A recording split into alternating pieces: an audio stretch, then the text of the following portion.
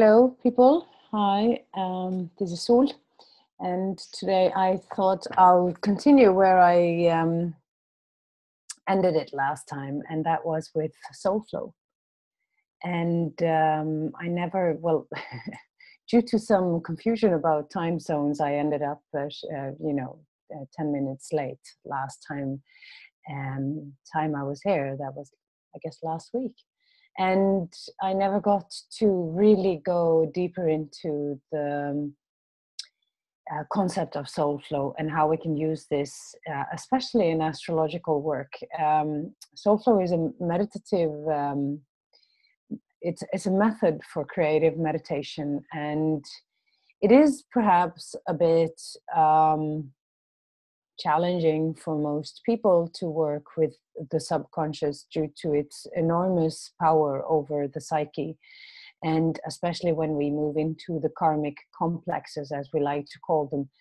And for us who works with evolutionary astrology, karmic complexes are what we work with when we look at a chart. And we know the incredible power, the South Node, Pluto, the ruler of the South Node, and challenging karmic aspects in the chart. It really holds over our psyche. It takes our free will and our ability to create. It takes this free will hostage, and we are then slaves of our compulsions, in terms that we have no freedom. There's no freedom in this kind of subconscious realm. It is just a will-less a repetition of a pattern which is the karma. And this is very painful for people. So naturally, as a therapist or as an astrologer or whatever however you choose to see yourself, it would be, of course, a great advantage to have some sort of healing modality to supplement your work. And for me, that was SOULFLOW, definitely, because just as well as you can build up patterns, you can build them down again.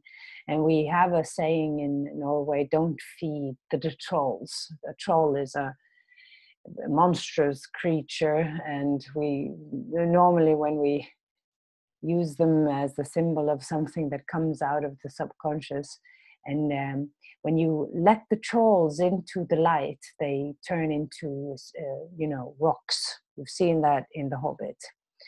And I'm just assuming you've seen The Hobbit. But I guess you have. If not, there are some trolls in that movie, and they are turning into stone immediately as light hits them. And this is exactly the kind of work we do in SOULFLOW. As we are moving into the realm of our psyche, we move in and out of bardos. We move in and out of life forms that exist within us. We move in and out of different personas, or archetypes, as we also like to call them in astrology. And some of them are not, do not have that free will that we sometimes love to think that we have, but we do not have as much free will as we would want, I guess. And free will is having some will to get out of patterns. It's exactly what we are looking for. We're looking for enough consciousness to understand what is going on, and we're then looking for the will to not repeat it. For instance, fear. If we have fear for not being loved, and we are falling in love with somebody, and we realize that we do not believe in love, but we're still in love with somebody, and we would love it if it lasted, we need to use our will to not just gravitate back into the karmic pattern of not believing in love, due to something that happens in the area of love, of course, earlier on, etc., etc. So how we uncreate or not feed the trolls in SOULFLOW is that we actually open up something called the healing bridge. We've heard of this bridge before. It is something that is well known for people who work with healing with Reiki. It's called the Antakarana. It is It's called the Bifrost in northern mythologies. It is the bridge between the worlds. And we are working with, you know, the underworld, the midworld, and the upper world. And it is definitely a more shamanistic approach to healing, this soul flow. We activate this bridge, which is represented by the heart, the soul's first seat in the body, the cave, which is the magnetic center in your brain, and the soul itself, which is it's the soul star that is actually that you're living in. You're living inside of your soul, you know, in a way the soul contains you. And again, there's something deeper that contains the soul, like there's a group soul. And then again, you have spirit, etc. You can just move as far, you know, up in frequency as you like. But we live inside of life. And activating that center, which is the soul, which is the healer, is in many parts what a really nice Pluto transit does to us. It's really activating that soul, and it seems very nice, wonderful, yeah, wow, beautiful, but it's also incredibly confronting. It confronts anything you want. We have that saying, in the light, everything that moves in the darkness is suddenly very vivid, and that is indeed true. And so what we do with it, that's the big question, because it's easy to fall into judgment. And therefore we use the heart as an active agent in healing. We always use the heart, because the heart is union. The heart has ability to move away from desire. And it is not necessarily in a fixing mode. The heart can live in a world that is full of war and still feel love, which is the true definition of yoga, the union of opposites. So the heart is yoga. And when we are activating our heart in whatever work we're doing as healers or astrologers, we are opening up a space that is allowing the true will of the individual to move forward, instead of our want as therapists to fix something. You know, it's very, you know, helpful for the reputation if you get good results. But, you know, there's always this will of the healer that needs to be stalled. And it is the will of truth that needs to enter. And we're going to do a soul flow meditation, and I picked the archetype of Venus today. It's just going to be a brief one. And Venus is our ability to love ourselves, our ability to stay true to the inner woman, whether you're a man or a woman. It is our, yes, wherever Venus is in your chart, this is your Venus. We will, you know, welcome your Venus into your inner space and have a little conversation with her, because that's the kind of mindfulness therapy that is the future. It is actually talking to our karmic complexes, not in a way that is analytical or already knows every answer. I already know this, you know, you're just listening. So the heart is the ability to listen. Therefore, this is empathic healing. And it's a little bit contrary to what astrologers normally use, unless you're a psychic as well, because this is the way the psychic works. They work through listening. And it's, you know, when you have the chart, the astrological chart, it's so easy to go into, I already know this, and you have loads of explanations and a bunch of great suggestions, and you're a counselor. It's a more young oriented mode, which is fine. I mean, sometimes you just need, that is also needed. But from a soul flow and therapeutic point of view, we want to learn what is in there, because there is that feeling that my Venus knows something that I don't know about myself. Perhaps she's holding a secret key to some history that I've forgotten a long time ago. Therefore, we use the heart consciously. And the heart is, it's wanting to see the other part, the will of another, not necessarily project, you know, our will onto something. So this is a very important concept if we want to have flow again. And if we want that light to enter into the heart of what we could call a ghost that lives inside of us, or an archetype that lives inside of us, or a talent that lives inside of us that we need to learn to trust more. So we want light and we want connection again to this. That's the theory of it. And we work through this healing bridge. So I will not talk anymore because I can talk and talk and talk about this. And that's not what we're going to do. We're going to meditate. I don't know how much you've meditated, and it really doesn't matter, because it is fairly simple. It is through the art of visualization. We're going to go through this little journey through the heart, through the cave, and to our souls. And I will just use whatever language that can appeal to the visuals. There's always this sense of expectation when people are meditating. And if you are not seeing anything or feeling anything, I mean, that's okay too. We can't force these things. This is just something, it is an invitation. And we often try too hard. And we perhaps also have some ideas about what we're going to see or experience. And this can also come in the way. So just try to be as neutral as you can. And rest your mind now. Let your mind, your body, and your emotion come to a point of stillness. And while you establish yourself as the eye of consciousness,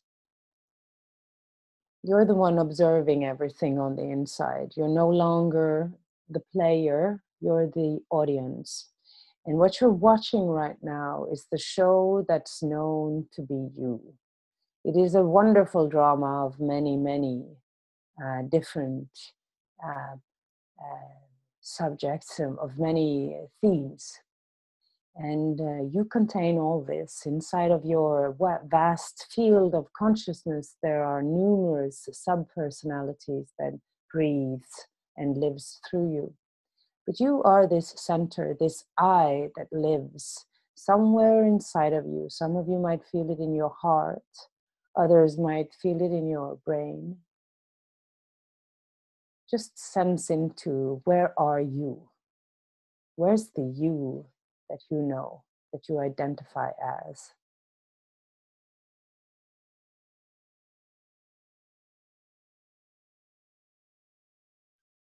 And then from that point of view, you look into your heart. Just feel your breath for a little while. And the moment you look into your heart, you see there's a sparkle of light that just ignites. Just starts breathing. And with every breath, it keeps expanding. Just let it expand throughout your chest.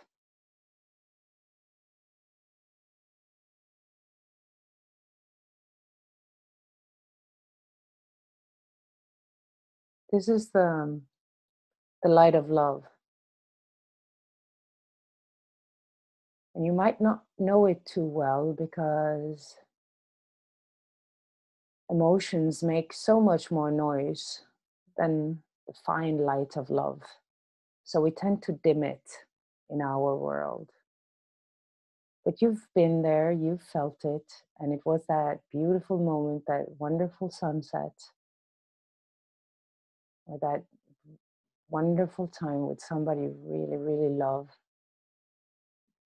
That yummy feeling of sweetness that came to you while you were resting after long days of work. That perfect moment. See if you can recreate that feeling of love In Tao, we use a smile, not like a big grin, but like a warm, gentle smile.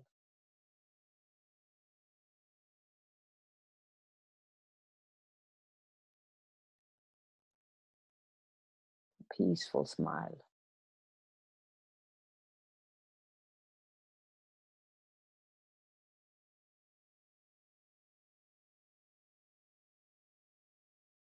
And even though you exist in your world and there's probably a lot of challenges going on in your world, that smile, that power of love, has the ability to transcend and hold everything, hold space for everything that goes on in your life, on your inside right now.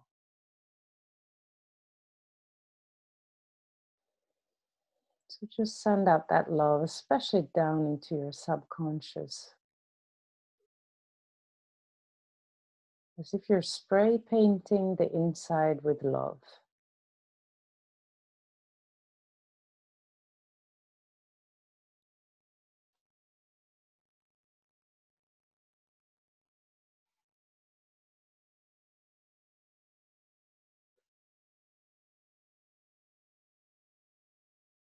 And now move your attention, and you can see the sparkling light. It just sort of drifts upward through your spine, through your neck, and into the mid part of your brain. You follow it with your eye, and you see that it ignites a light deep inside of your brain. Just a little spark, a flicker.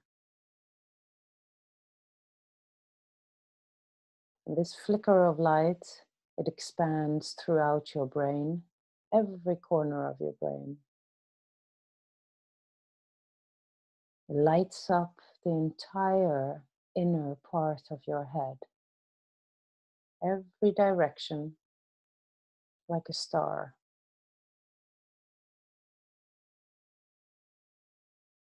It's the light of clarity.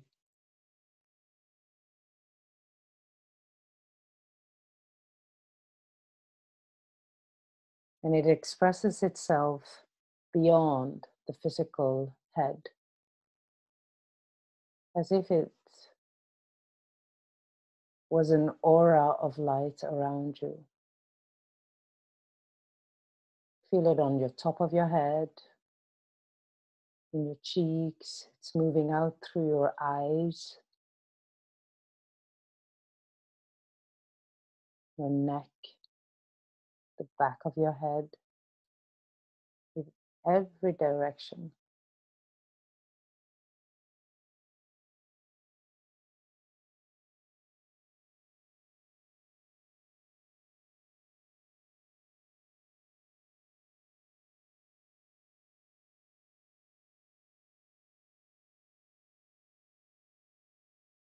This light of the head is very sensitive, and it notices another light, a grand light above your head. This is why they do the sun salutations in yoga. They are greeting the sun that is your soul, and it's hovering above your head.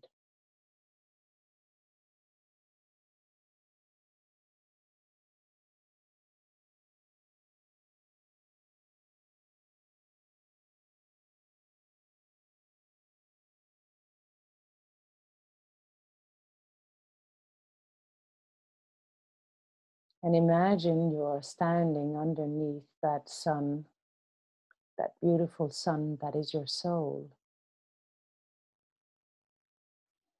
And it's pouring light into you, as if you were under a shower of light, golden streaming light.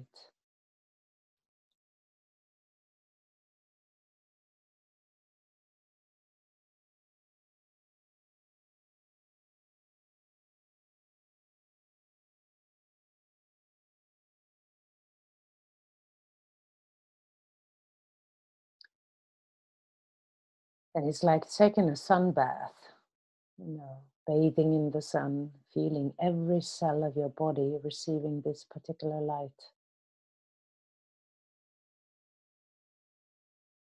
Even though you close your eyes, you can still see the light. It's so bright.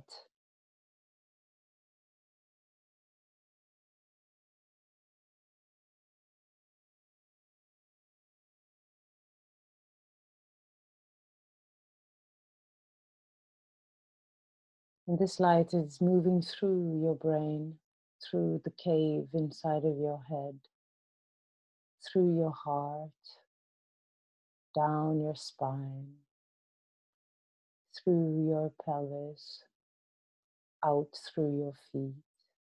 And it moves down, down, deep into the ground,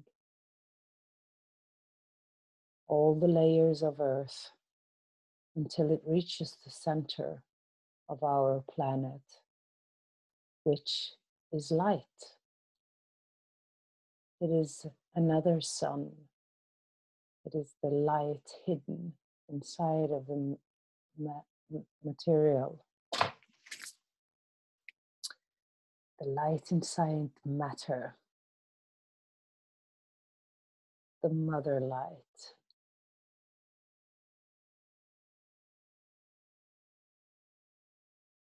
And it's exactly at the midpoint underneath you. And it grounds you. It feeds you. It holds you steady and safe.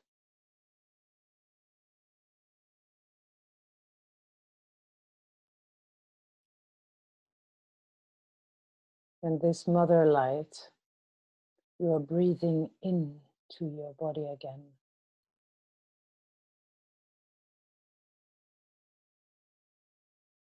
Just with every breath in, it's like you're drawing it to you, pulling it in.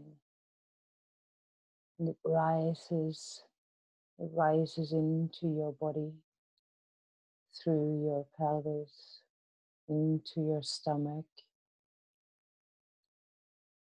into your heart. And inside of that furnace of energy, it melts together with the light of the soul. You can see these two elements mixing and melting into each other, fusing and healing the heart.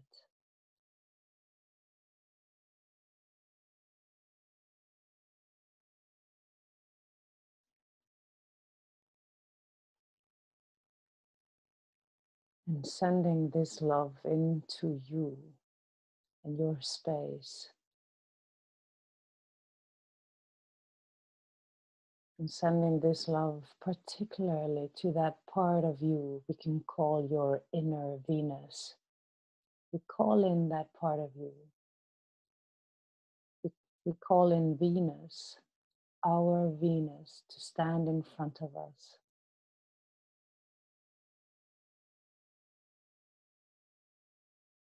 Just for a little talk, for a little observation, for a little company. So invite in your Venus.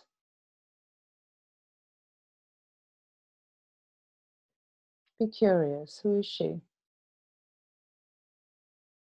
What's she wearing?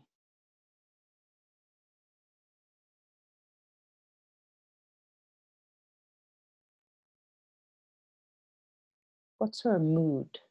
How is she feeling?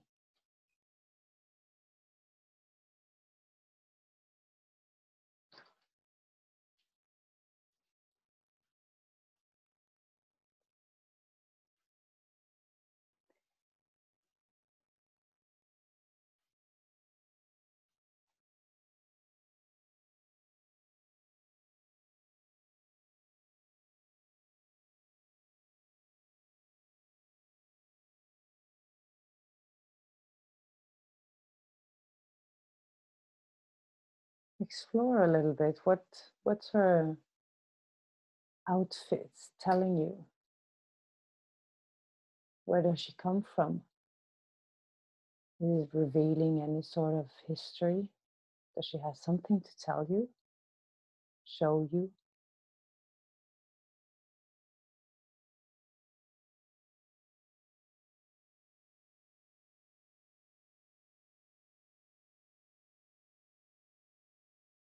Tell her that you came to have a talk with her. And show her that inside of her heart there's a light.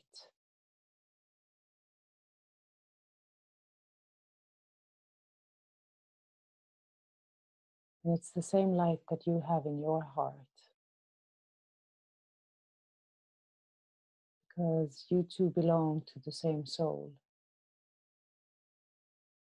You live in the same house.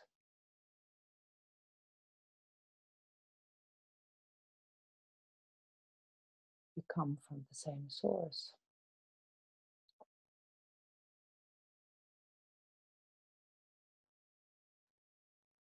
Make her see her light.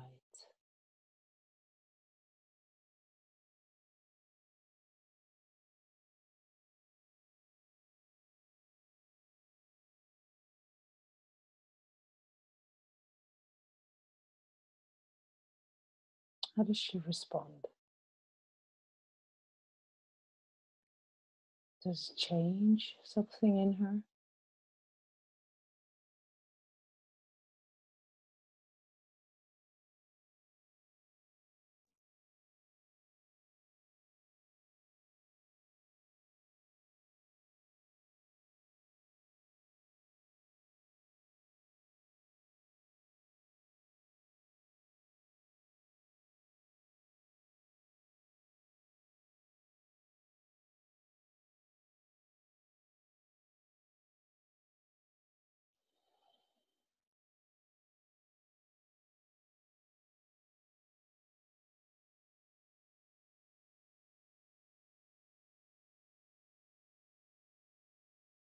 Ask her what she needs from you. What can you do for her?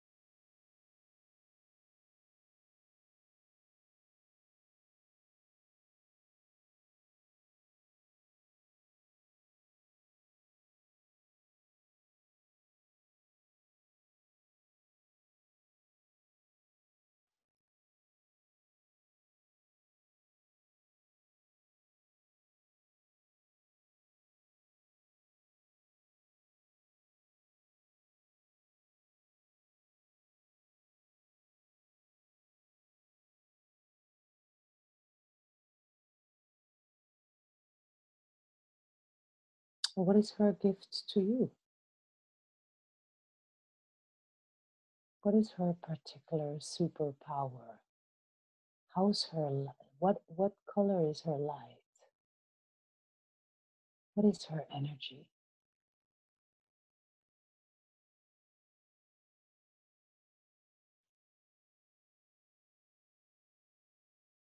Does she have a color?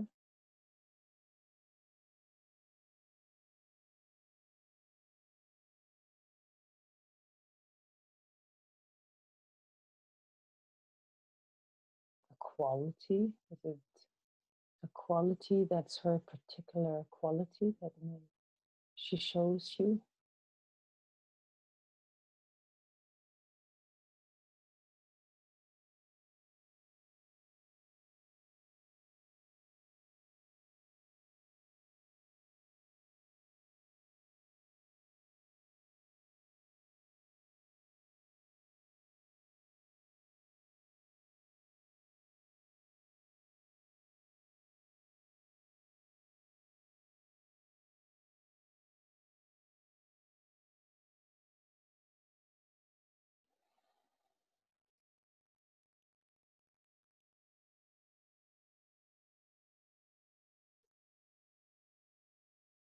Now ask her if she wants to be a part of a more conscious cooperation between you and her. Tell her that you are interested in having a deeper and more conscious relationship to her.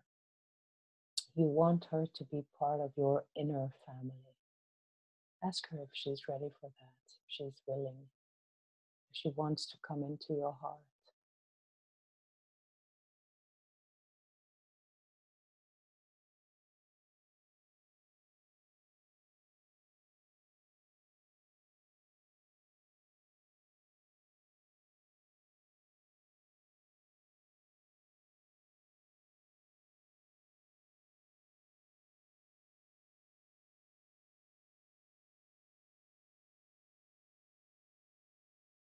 And it's as if you were standing in front of her. Let there be light between your heart and her heart.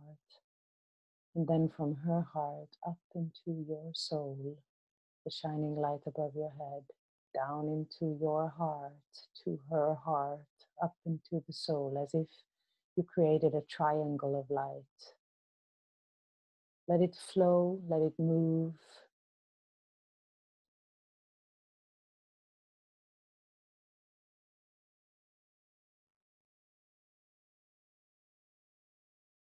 Let it heal.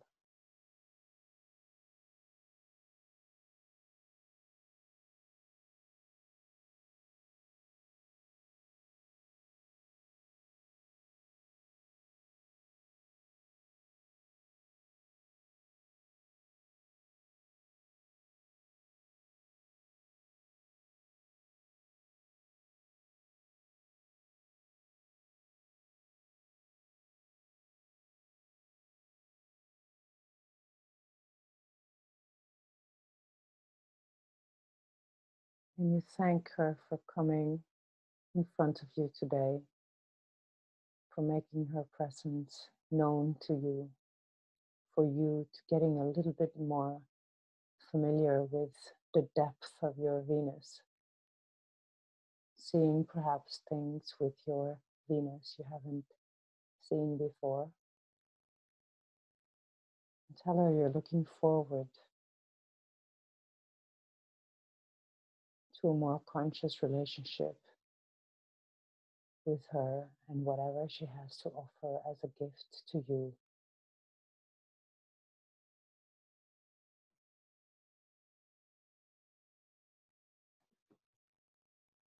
You ask her if there's anything else she wants to tell you.